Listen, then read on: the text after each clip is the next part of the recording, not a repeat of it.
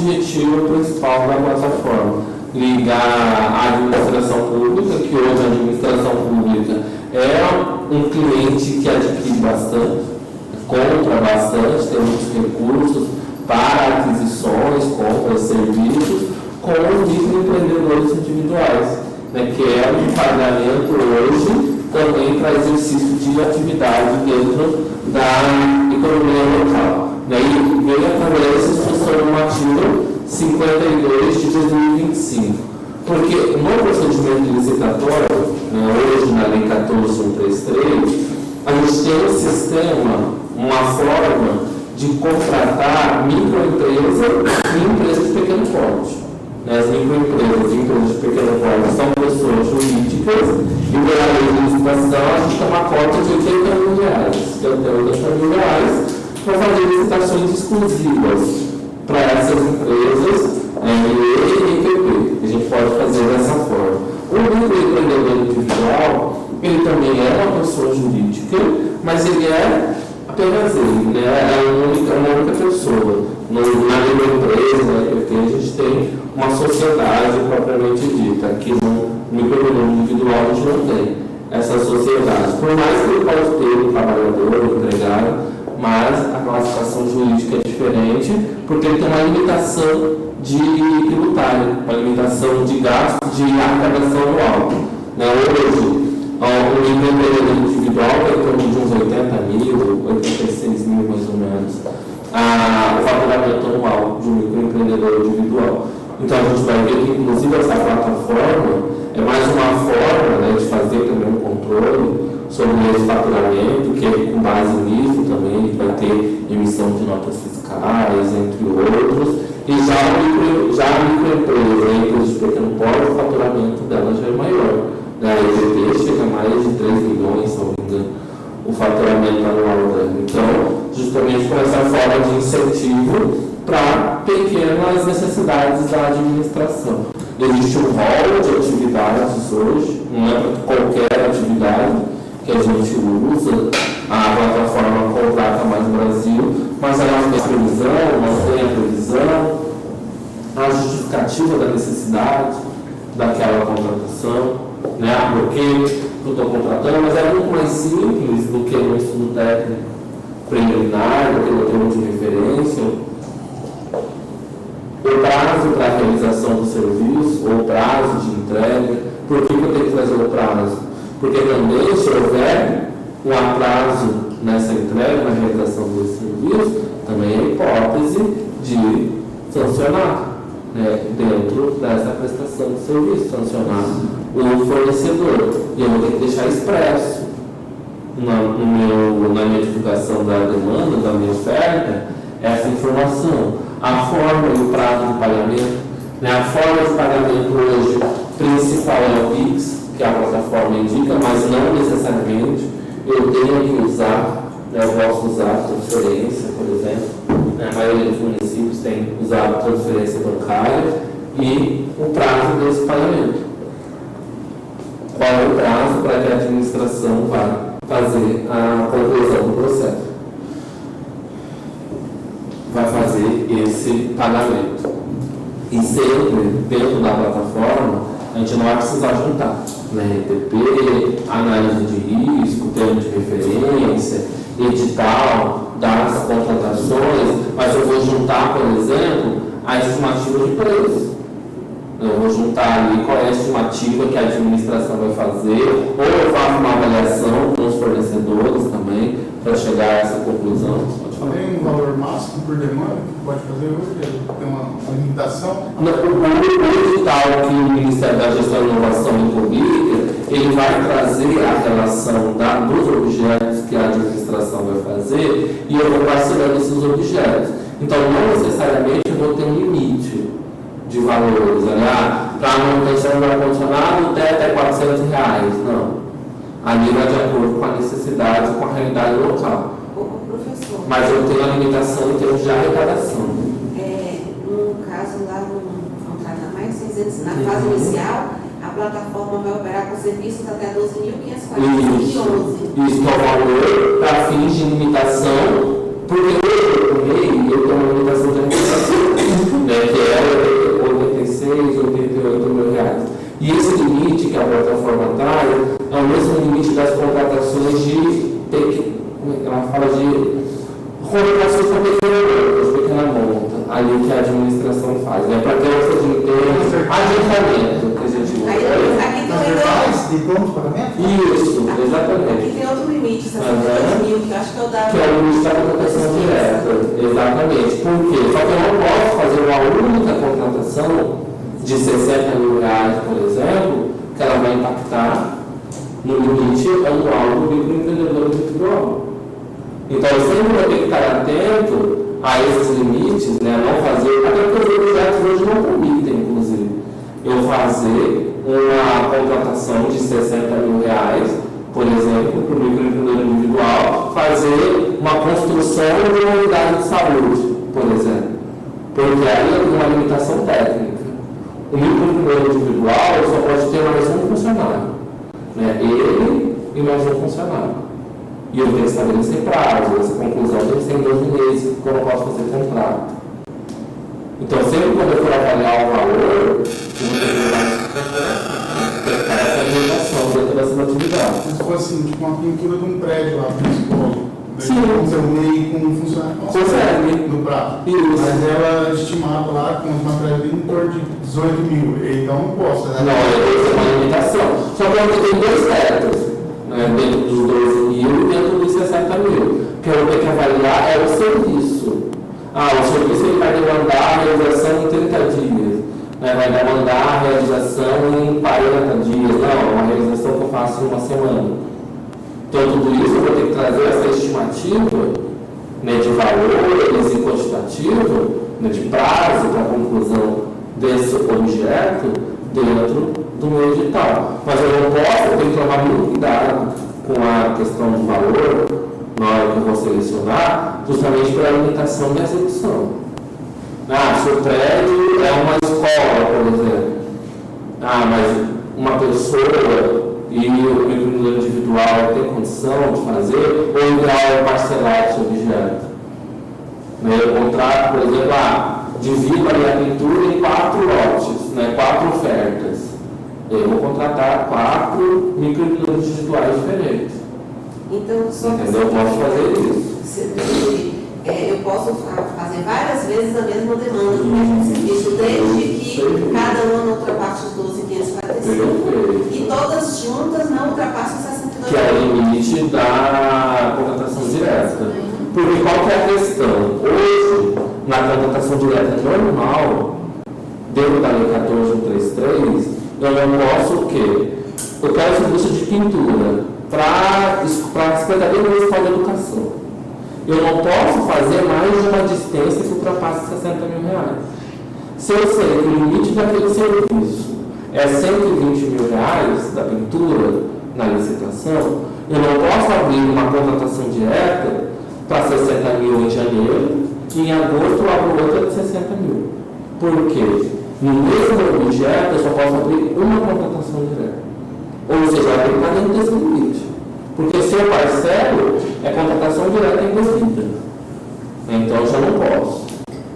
Agora, dentro dos pequenos serviços, eu posso fazer esse parcelamento porque é uma forma de incentivo, do microempreendedor individual. Que aí eu tenho já a justificativa do enquadramento desse serviço dentro da plataforma. Agora, na contratação direta normal, eu já não posso fazer isso. Então a gente tem que ter um cuidado tanto dentro da contratação direta, para fazer essas contratações de limitar ao teto de 60, hoje está 62 mil, um pouquinho, quase 63 mil, e dentro da plataforma do Contrato a Mais Brasil, essa limitação desses valores, porque aqui eu vou conseguir o serviço de pintura para uma unidade de ensino que está ali orçado em R$50 mil, R$18 mil, por exemplo. Eu posso fazer a divisão de duas demandas, por exemplo, cada um ali com seus R$9 mil para fins de enquadramento dentro desses tetos, e eu justifico dentro dos objetivos da plataforma, que é o quê? A contratação de conteúdo local e a ampliação dos microempreendedores individuais. Então, hoje a regra dentro da plataforma é eu fazer o parcelamento desses serviços, por exemplo, queimou o ar-condicionado aqui na Secretaria de Saúde, mas aí eu tenho outro também na sede do município. Eu faço duas demandas, um para a sede do município e outro para a Secretaria. Não necessariamente eu teria que fazer o mesmo procedimento como na licitação normal, que eu tenho que incluir no mesmo edital. É porque hoje eu não posso ter um contrato de licitação, dois contratos de licitação para o mesmo objeto. Se o serviço é de jardinagem, eu só posso ter um contrato de licitação para o serviço de jardinagem.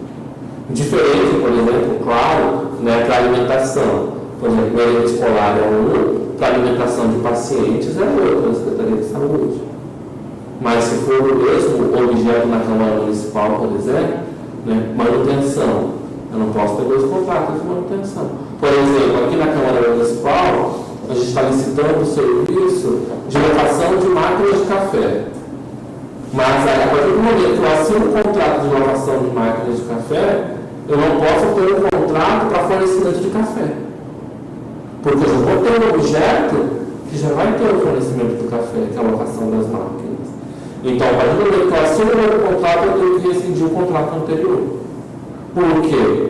Senão eu vou estar com dois contratos sobre o mesmo objeto e isso vai ser uma bula na licitação. Porque eu vou poder escolher, mesmo sabendo que eu já vou ter um contrato em andamento. Já dentro da plataforma, não.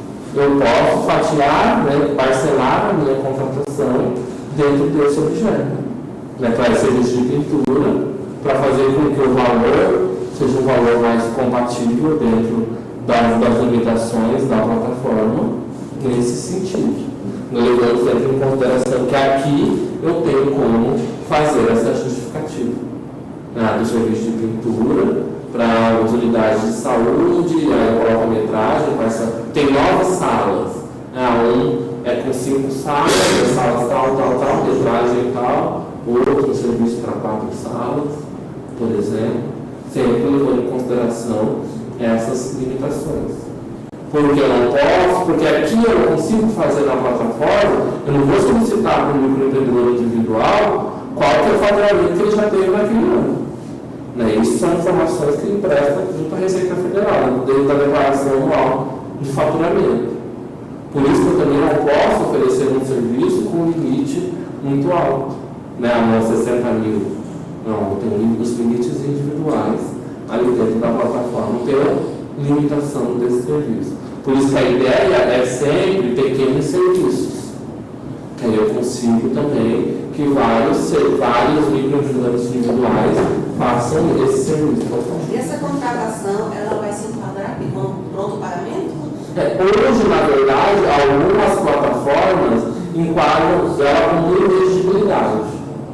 É inexigibilidade, não é pronto pagamento. Isso, enquadram ela como inexigibilidade para fins de procedimento auxiliar da contratação direta. Eu vou enquadrar ela como inexigibilidade. Por que eu não enquadro ela como pronto pagamento?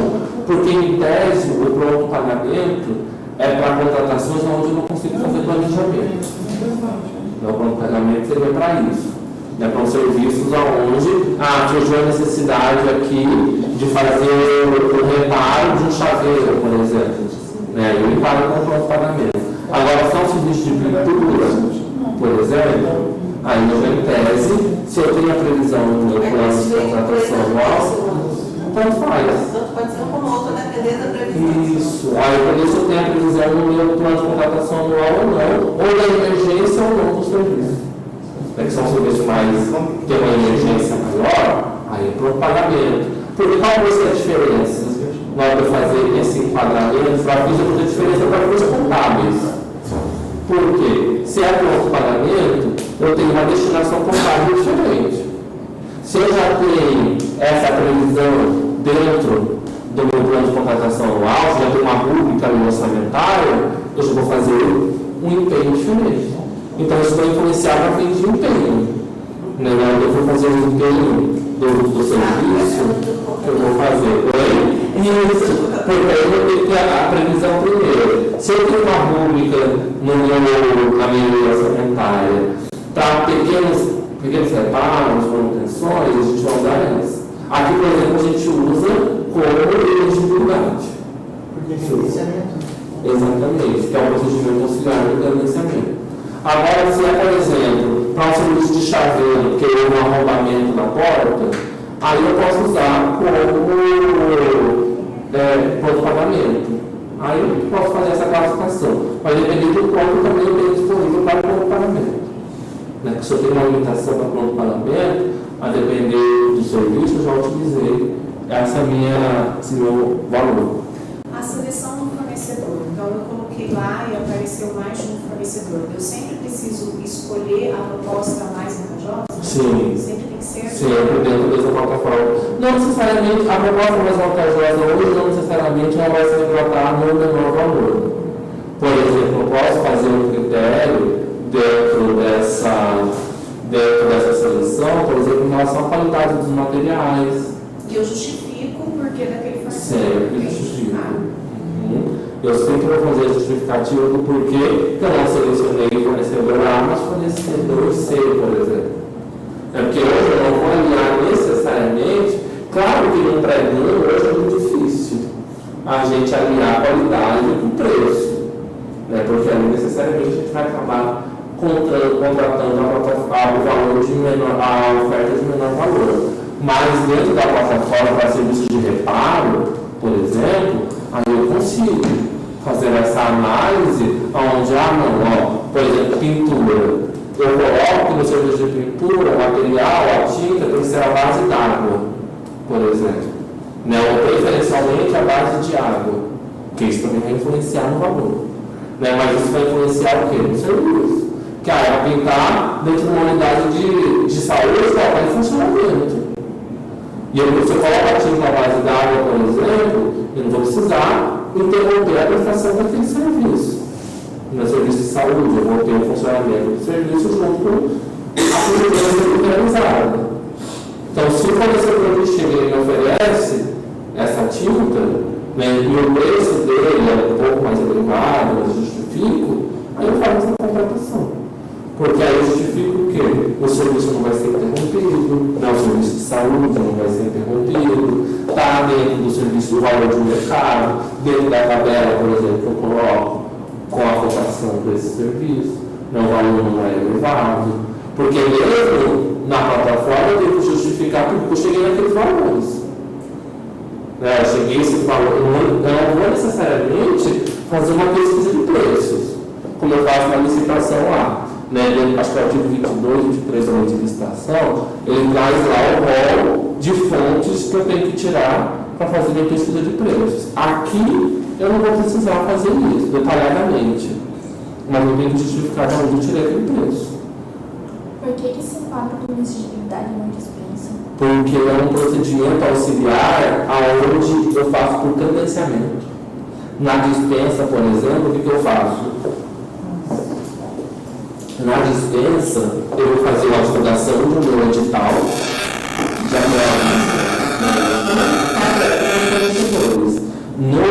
na plataforma e no credenciamento, não. Eu vou para o Ministério da Gestão e Inovação e divulga um edital e só pode participar desse edital, se inscrever, quem se enquadrar nele.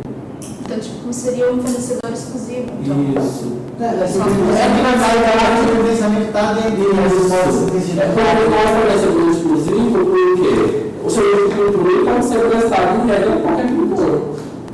Entendeu? A diferença é que é o credenciamento que eu tenho atividades específicas e tem requisitos específicos. E o credenciamento é o quê? Todo mundo que se enquadrar naquele requisito vai prestar o serviço.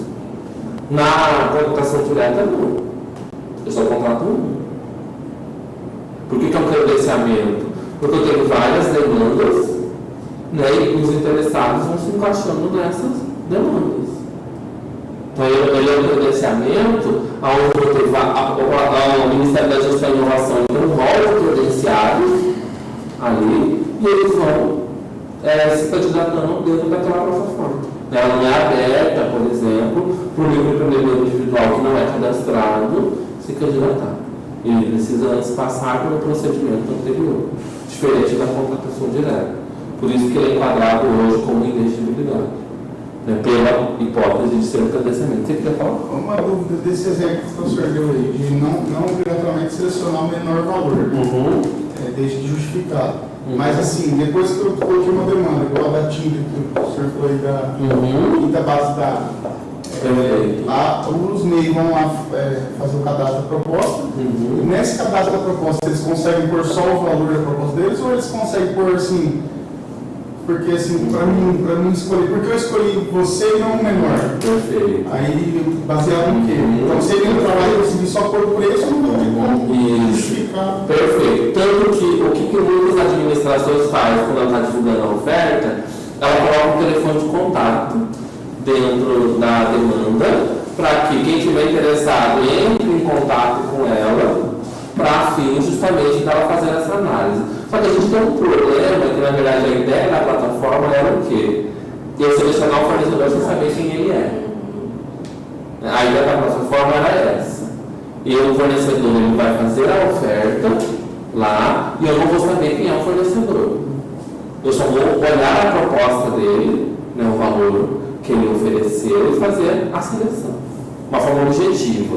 Só que hoje a gente pega inclusive a maioria das demandas que tem colocado lá. Vocês fizeram assim?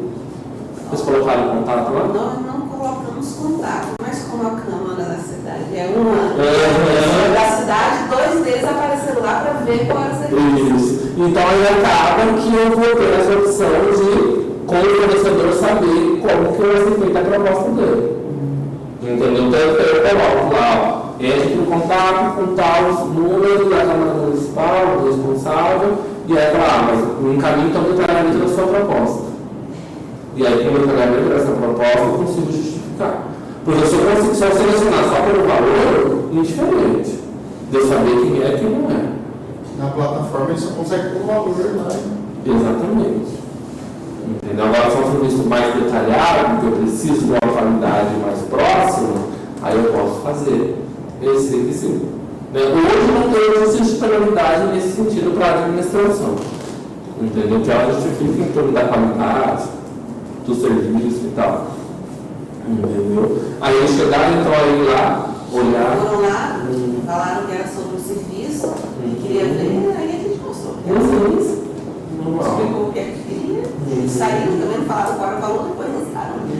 Até porque hoje, dentro da licitação, a gente tem essa possibilidade. Né, da visita técnica.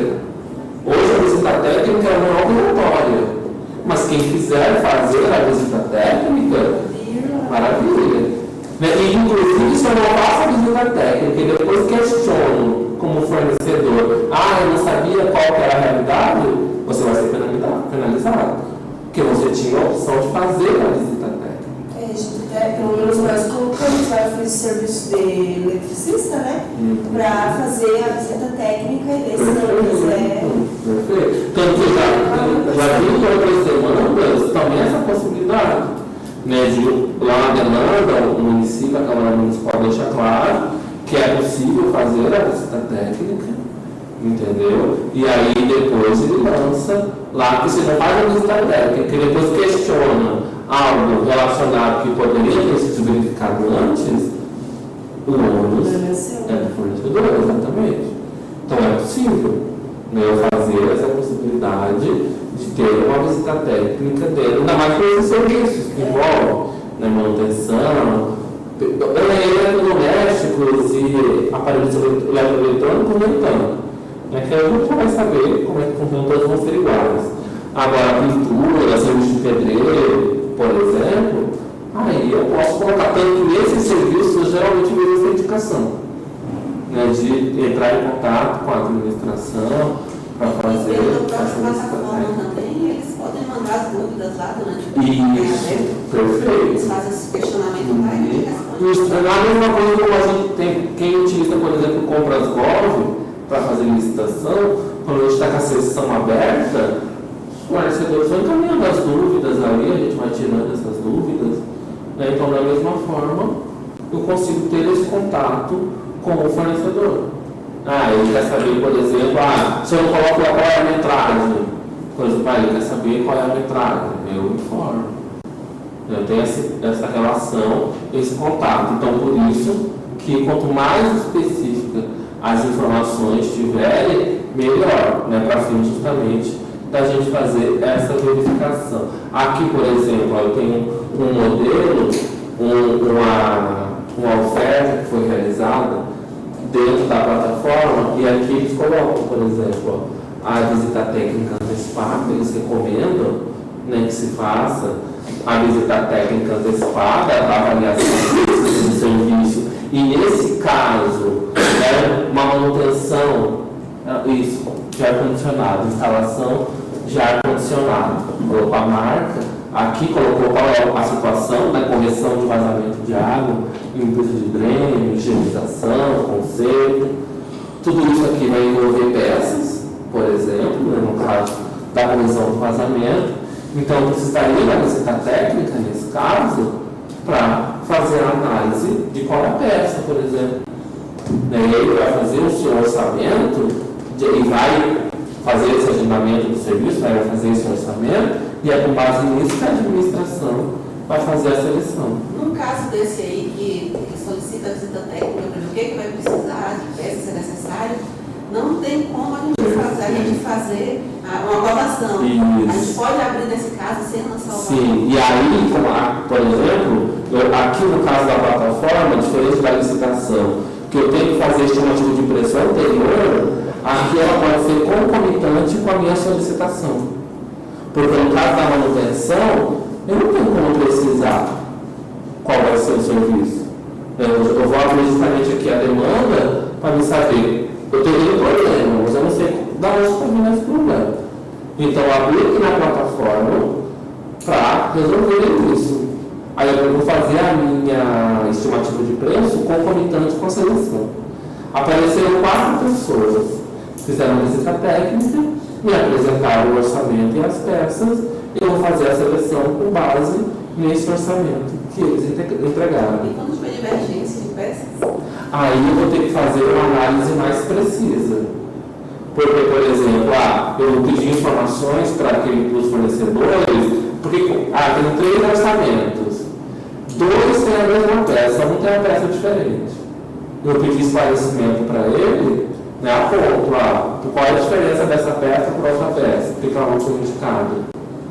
Entendeu? Para ele justificar. Porque se ele ganha um serviço e eu tenho um problema nesse serviço lá na frente, ele vai ser sancionado. Mas para isso eu tenho que ter feito o questionamento para ele. Então eu tenho que sempre manter esse questionamento. Então é como se fosse um serviço de diligência que o provedor faz. Ele só vai conseguir depois que eles fizerem o lançamento do valor que a gente vai conseguir questionar. Perfeito. Então, o caminho é, nesse caso, ele colocou em processo, esses fornecedores vêm para fazer a visita e depois eles voltam ao sistema Isso, perfeito. Pelo sistema a gente consegue logo saber quem é para direcionar o questionamento. Então, essa é a situação, eu não sei quem é, mas eu consigo direcionar o questionamento.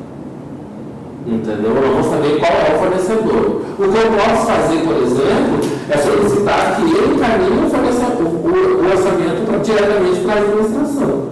Que ele vai lançar na plataforma os valores, mas eu solicito que ele encaminhe por e-mail. Eu solicito que ele encaminhe por e-mail para a administração, que a administração vai fazer essa avaliação do orçamento das peças, por exemplo. Mas a regra é o quê? Ele faz a visita técnica e lança na plataforma o orçamento. E se tiver dúvidas, a administração entra em contato, mas ela não sabe quem é. Apareceram 4. 3 lançaram o orçamento lá na plataforma. E eu tenho dúvidas, eu vou falar com cada orçamento, não com a pessoa, o microempreendedor individual. Eu não vou saber quem é esse microempreendedor individual. Entendeu? E aí eu consigo fazer a análise do orçamento. Por exemplo, eu recebo 3 orçamentos. Um é 5 mil, outro é 6, outro é 10. Mas eu vou questionar o de 10 mil do porquê daquele orçamento daquelas peças que ele colocou. Porque está distoante dos outros 2. Entendeu? Que aí é uma forma também de eu garantir essa qualidade. E de eu pagar mais caro, por exemplo, mas eu justificar. Serviço que o fornecedor relatou. Um fala que vai dar um jeitinho na peça e outro fala que vai botar uma peça nova. Entendeu? E qual que é a vantagem para a administração? A vantagem é a troca da peça para manter a vida útil do produto melhor. Né? Eu vou fazer um levantamento no mercado, por exemplo, do valor dessa peça. E no caso de produtos que tem garantia, isso só pode ser feito com... Aí eu vou poder abrir a demanda. Se o serviço está na garantia, por exemplo, o ar-condicionado, né? A garantia de 12 meses, por exemplo. Se ele está na garantia, eu não posso abrir demanda na plataforma. Eu só posso fazer o serviço na garantia, na autorizada. Porque isso vai interferir na perda da garantia. Entendeu? Eu já pus a peça. Né? Se o nível individual é da garantia da peça, durante 3 meses, por exemplo, que é a garantia legal, eu não posso, ao longo desses 3 meses, abrir uma nova oferta. Né? Quem fez o serviço vai garantir a oferta que foi realizada. A mesma coisa, por exemplo, com veículos. A manutenção de veículos, ou a manutenção, por exemplo, preventiva, também, eu não posso fazer em outra concessionária, senão aquela da garantia. Por quê? Senão eu perder a garantia e vou ter um prejuízo para a administração. Não é a mesma coisa dos serviços que estão na garantia, nem dos itens que estão na garantia para a administração. Eu só posso fazer dentro do fornecedor indicado. Aqui, por exemplo, eu vou indicar minhas atividades de acordo com o rol de atividades que tem na plataforma. Aqui, nesse caso, é para instalação e reparação de central de ar-condicionado, especifica o serviço, quem está demandando, caso da prefeitura, a Câmara Municipal. Por isso que a colega falou que, inclusive, é fácil no município de identificar entre o fornecedor e até o local. Aqui no caso é na prefeitura, mas aqui o serviço vai ser realizado na farmácia, o endereço, e aqui eu boto a descrição do serviço que vai ser realizado. O serviço que vai ser realizado aqui é limpeza, manutenção, correção, aqui no caso são 2 aparelhos de ar-condicionado que vai ser realizado. Aqui eu poderia abrir 2 demandas. 2 ofertas, mas aqui eles preferiram não abrir uma única, sem problema nenhum. Em que local, na hora de lançar a demanda, que você delimita essa demanda voltada para fornecedor para meio local só, para o município? Não tem essa opção. Não tem. Só que onde vai ter essa interferência? No valor. Sabe por quê? Sobre o consumidor individual. Ele está lá em Londrina, por exemplo, e ele vai prestar o serviço de manutenção aqui em Campo Largo, região metropolitana de Curitiba. Ele vai ter um custo de transporte. Só que esse custo de transporte ele não pode embutir na proposta. Eu vou pagar o valor de mercado desse serviço. Entendeu? Então a diferença vai estar o quê? Se os fornecedores locais estimarem um serviço em R$2.000, porque eles estão estimando apenas o serviço na mão de obra, quem está vindo de fora, ele vai ter que estimar o valor mais alto, senão ele vai estar tendo um prejuízo.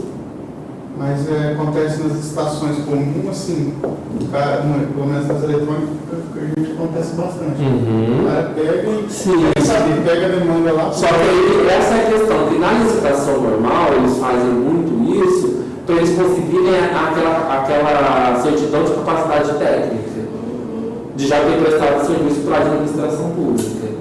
Mas vai dar loucura, Isso, aí já está consumindo qualquer serviço. Mas muitas vezes no entregamento não acontece muito, eles pegam e depois eles não executam, pedem desclassificação e tal. Aí isso pode acontecer isso aí. Assim mesmo, assim na licitação também tem essa opção, aqui eu vou instalar um processo para aplicar a penalidade. Porque se o fornecedor ele ganha o procedimento licitatório e não quer assinar o contrato com a administração, se recusa a assinar o contrato, ou assina e não presta, ele está sujeito à penalidade. Ele está dando causa à execução do contrato. Da mesma forma que. Entendeu? Então, por isso que a contratação aqui de nível individual local, ela já vem subentendida dentro da prestação do serviço.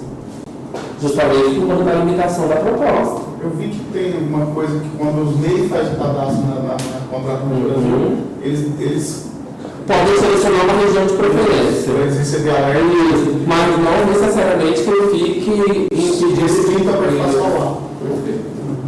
A gente pode colocar intermediário de subcontratação também. Sim, que inclusive o microplano individual ele não pode subcontratar. O microplano individual, em regra, né, na verdade, em regra não, absolutamente, ele não pode fazer subcontratação. Né, porque ele, para realizar o serviço, ele tem que ter necessariamente um empregado ou não, mas esse empregado tem que estar cadastrado como microempreendedor individual na plataforma com ele. Entendeu? Então, mas eu coloco para deixar explícito, que as informações às vezes precisam estar bem claras. Às vezes não, subcontratação a gente nem sabe que outra pessoa faz esse serviço, nem sabe quem Você é, nem sabe quem é. não é? E aí depois o serviço foi mal feito, e de quem que eu vou conseguir chamar para refazer esse serviço? A gente já teve problemas aqui com isso. É normal ter esse tipo de Então, aí o que eu faço? Boto também, coloco lá que é proibido, né, fazer esse tipo de subcontratação, para justamente garantir que quem está prestando o serviço é ele. Em relação ao pagamento, por exemplo, né, que forma de pagamento que vão fazer por empenho, o prazo do pagamento, 15 dias após a emissão do nota fiscal, começa a contar, ela é sempre exclusiva, e a data limite da execução do serviço. Sempre tem que constar qual é o prazo que o microempreendedor individual tem para concluir esse serviço. E se ele concluir depois desse prazo, ele está sujeito às penalidades também dentro da plataforma, dentro da lei de licitação. Então, são informações mais simplificadas que eu vou ter dentro da plataforma. Né? E depois eu posso colocar em anexo outras informações, como a colega falou, eles colocam, né? Foto. Já vi muito quando é serviço de pintura, eles fazem muito isso. A gente vai ver um de serviço de pintura, que eles colocam foto, metragem, tudo isso para ficar o mais fácil possível na hora de fazer essa. Pronto, o intervalo, a gente volta daqui a pouquinho. Esse aqui é uma outra oferta de demanda dentro da plataforma também da Prefeitura de Campo Largo. E era algo que eu estava falando para vocês, né, que eles colocam também as fotos do objeto. Nesse caso, eu quero um conserto de um bebedouro. E aqui eles solicitam também, né, a visita antes da proposta do profissional para fazer uma avaliação das peças também.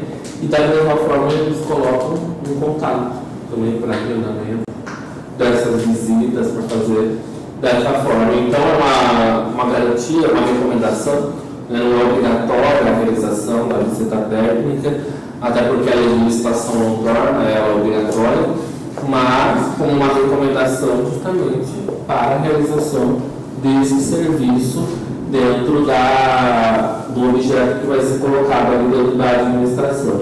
Então, o ideal, a depender da atividade, do objeto que a gente vai solicitar, exatamente exigir recomendar, na verdade, né, a realização dessa visita técnica, né, dentro dessa atividade para fins dessa realização. Lá no objeto de vocês não chegaram a colocar expressamente, né? Não me recordo se no editalzinho tinha. Se tinha essa possibilidade. Perfeito. E aí, a gente pode fazer essa atividade. Se eu não me engano, acho que tinha. Fazer essa visita. Que era possível. Perfeito. E aí eu faço, né, coloco dentro desse descritivo, consigo colocar em anexo outras informações, como a gente coloca as fotos, por exemplo, e dentro dessas atividades, nessa que é a manutenção e o conserto de bebedouro, a gente vê muito dentro dessas atividades, né, consertos, manutenções, pinturas, serviço de pedreiro.